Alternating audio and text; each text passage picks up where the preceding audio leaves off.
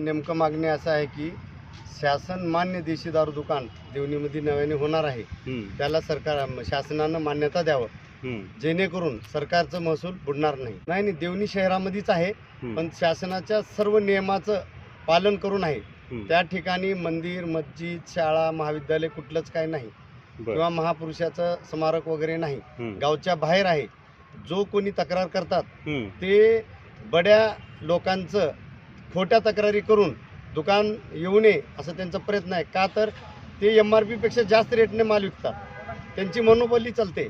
त्याच्यामुळे दुसरं दुकान येण्यासाठी ते तक्रार देतात, पण ते खोटं तक्रार आहे. आणि दुसरी गोष्ट, सकाळी 6 वाजता 5 वाजता दुकान उघडतात आणि संध्याकाळी 12 वाजेपर्यंत दुकान चालू असतो त्यांचं. त्याला ते मॅनेज करून असतात समजा.